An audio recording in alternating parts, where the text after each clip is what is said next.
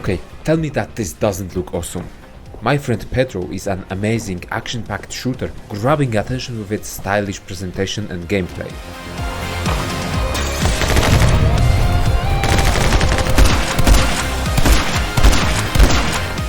This is Delayed Review, the series where I analyze and review older games, as I like to play games when they are fully patched up and complete, with all DLCs and stuff. I also like to explore said games thoroughly, diving deep into achievement completion. So let me invite you into this hectic, chaotic ballet of ballets. This is Delayed Review, My Friend Pedro. This review is based on 9 hours of playtime, beating the game on hard difficulty as well as completing many levels on bananas difficulty. I managed to get the S rating on at least 10 different levels. I have also collected every modification available in the game. With that being said, I have also acquired 28 out of 30 achievements created for the game, which translates into 93% total achievement completion. This is a review of a PC version, played on mouse and keyboard. So let's talk about the John Wick banana mode.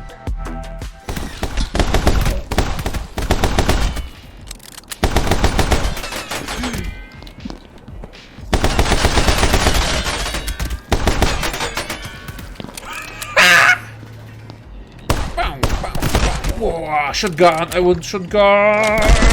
Oh! Full power! Full power! My Friend Pedro is all about style, shooting, looking cool, and what's important, feeling cool. The basis of the game is pretty simple. It's an action game, a shooter of sorts, where player kills dozens of enemies. Developers throw in platforming sections and timed race segments on occasion to break the killing spree and offer something different. What makes the game stand out is the focus on action looking spectacular in over-the-top combat sequences. My Friend Pedro invites players to take part in high-octane, frantic shootouts, hectic vehicle chases, or even free-fall combat. Creativity behind encounters is on point. So is the gameplay. During the playthrough, player unlocks various weapons. Each new gun feels amazing, offering new satisfying ways of mowing down enemies. Shotgun is definitely my favorite. Shotgun! Shotgun! Shotgun! Shotgun! Shotgun! Shotgun! My Friend Pedro allows players to dual wield some guns. While dual wielding, you can manually take aim with the secondary firearm, effectively shooting at two targets at the same time. It's a great way of utilizing weapon design and turning it into important gameplay feature. Thanks to commendable level design, different weapons have their applications in various circumstances. Another standout feature of My Friend Pedro is an open access to slow motion. Yes, there is a meter depleting while slow-mo is active, but it can be effectively prolonged through successful kills, making it not as restrictive as it might have seemed. Players can slow time when needed in order to make precise shots or to dodge incoming bullets effectively. Speaking about dodging, by pressing W on keyboard, our character spins around himself, which acts as a dodge bullets mechanic, pretty much a role from Dark Souls, adding invincibility frames, helping players survive the most chaotic gunfights. So that's the design, simple yet effective. My Friend Pedro is a game which doesn't take itself seriously. In a chase of thrilling, awesome feeling combat, developers allow for some goofy looking kills. Example, you can behead an enemy and then kick the head into another enemy to kill them. Then there is the mostly satisfying frying pan.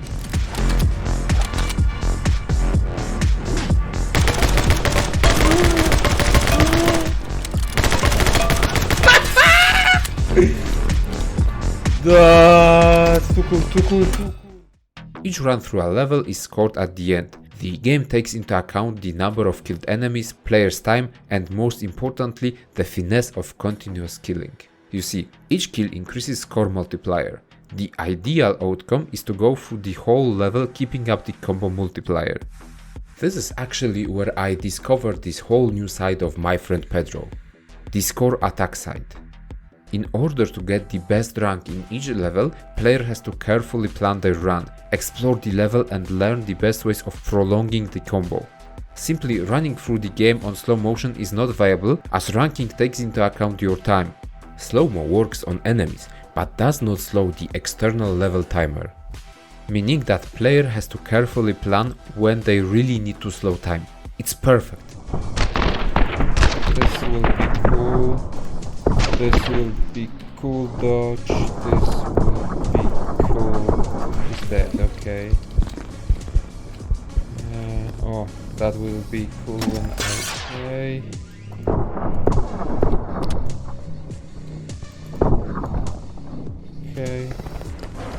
Okay. Now here. Wait for it to go up. 27.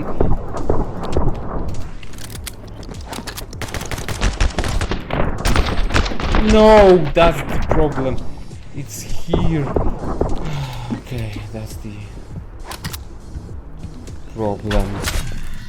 It's gonna be A4. Oh yeah, okay. I need one continuous combo. But as you can see, it's quite possible.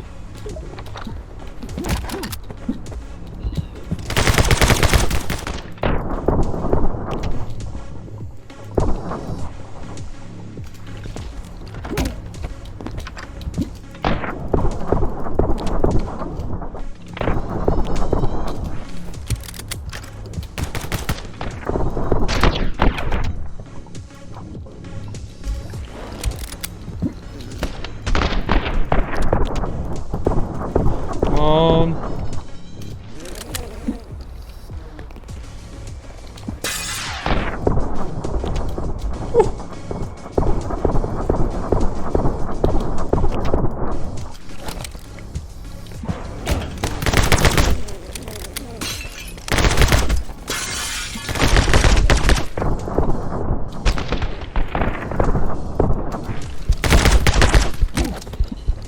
$31. 32. 735. That should be enough. That should be enough. Yes, that's enough. S. For super. Score attack definitely isn't the most attractive mode for most gamers, but for those dedicated few who love the sense of progression and getting better, it's a treat. My Friend Pedro is not a long game. My first completed playthrough took me about 5 hours. For such intense experience, it's fine, especially taking into account additional hours which could be spent on fighting for better ranks. Developers got really creative in ways of executing enemies and making player feel awesome. Then there is this mad chapter in the middle of the game. It feels like a funny acid trip. The problem arises in the second half of the game. We are back to the industrial urban landscapes and suddenly the game slows down with innovations and creativity. There are some new obstacles, new enemies and a new weapon from time to time, but after explosive, intensive spectacle presented by the earlier levels, the wow effect slowly fades away. Players are left with a decent and fun gameplay loop, which unfortunately feels a little bit stale. Urban environments dominate through players' journey across the game's world. Graphics and character models are pretty simple, but don't let it sway you. The same wacky creativity shown in the gameplay is applied in level design. Developers create some impressive and memorable set pieces. Crazy skateboard ride, shooting gallery in a slowly descending lift, or a massive shootout in a tight corridor. Then there is a totally crazy chapter 3. It's a shame that My Friend Pedro didn't went in a way of this twisted icy trip and instead opted to come back to industrial levels. Level design should be praised for one more thing: the way new puzzle elements and obstacles are introduced. You see, each time player encounters a new obstacle or a mechanic, it's presented in a really simple way. Let's take this lever for example. First time it appears, it's used by just manually pulling it. Soon player discovers that shooting at levers from the right angle can turn them. Then the game introduces more complex puzzles containing levers. The same goes for other obstacles.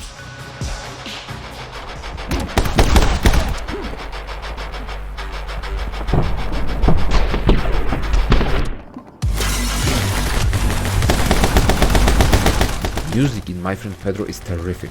This title combines explosive dance electronic tracks with a healthy mix of synthwave. The effects are astounding as soundtrack complements the high-octane, guns blazing, bodies dropping nature of the game.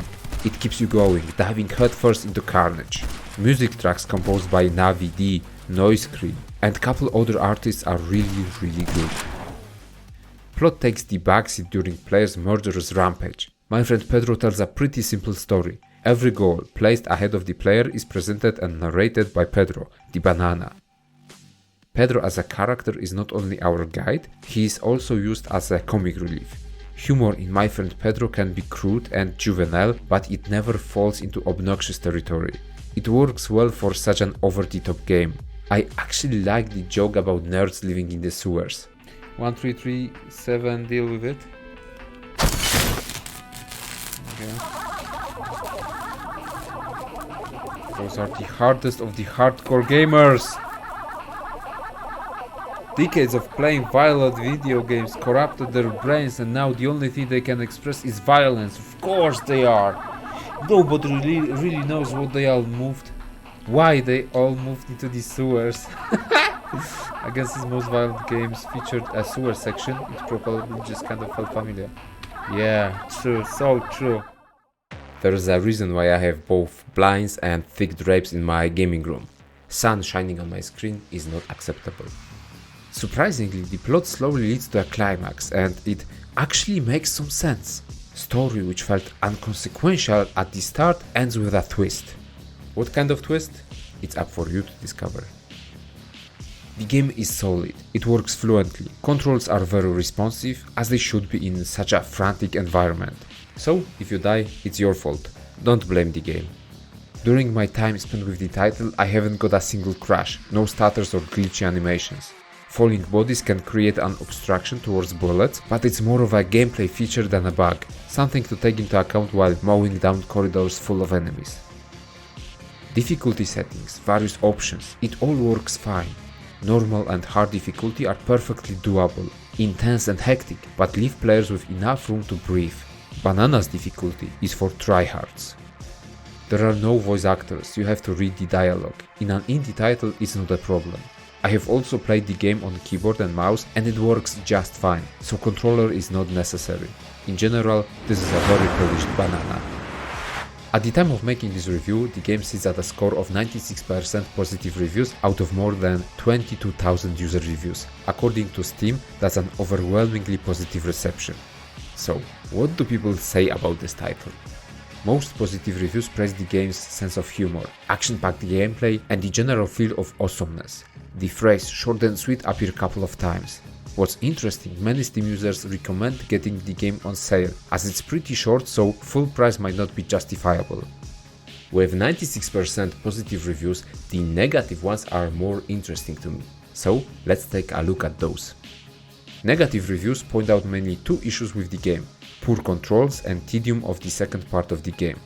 I don't really understand problems with movement, as I found it quite good and responsive.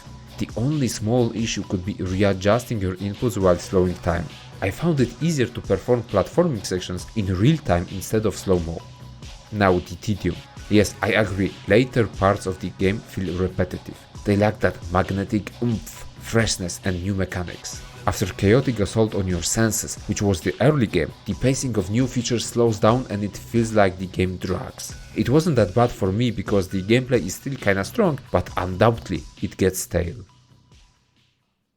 Achievements favor causing mayhem. My Friend Pedro hosts 30 trophies. Players are going to get at least half of them in their first playthrough. Partially because completing every chapter is rewarded with an achievement, and partially because trophies reward creative killing. Slaying an enemy with a barrel, knife, through ricocheting bullets of frying pan, or even by kicking said pan to the enemy face awards separate achievements. What's interesting, the game doesn't have any trophies tied to the difficulty setting. Well, sort of. Enforcing its grading system, developers added trophies for acquiring S ranks after completing levels. Those will be your hardest trophies to get. Good information, it's graded.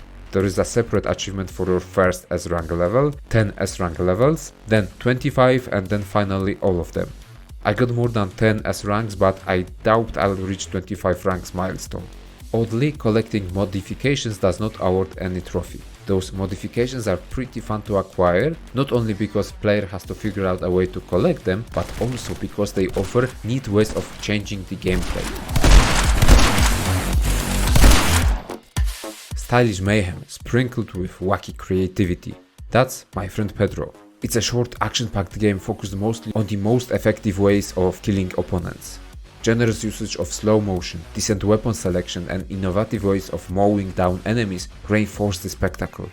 This game is fun, partially because of the great level design. Developers behind My Friend Pedro are really good at creating memorable set pieces and engaging puzzles. Their massive creative potential is shown in the middle of the game when things get really wacky. Unfortunately, towards the end of the game, innovations slow down and the game gets a little tedious. Score Attack offers surprisingly satisfying progression through levels as players learn the layout of each level and create complicated combos in order to get the highest rank possible. This is a fun-oriented project, therefore the plot is simple, with a lot of focus placed on humor. Still, it managed to surprise me with a nice twist close to the end. The heart of My Friend Pedro beats in a rhythm of explosive electronic soundtrack composed by various talented artists. This soundtrack mixed with fast-paced gameplay gives off strong Hotline Miami vibes.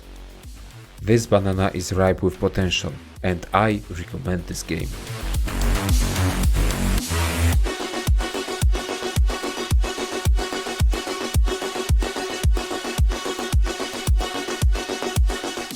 Hey, thank you for watching this video till the end. If you liked it, then feel free to press thumbs up, leave a comment and maybe subscribe for more content in the future. If you didn't like it, then let me know what you didn't like. I'm open for criticism. My question to you after this video is, what are your favorite stylish shooters? So that's all from me. Bye.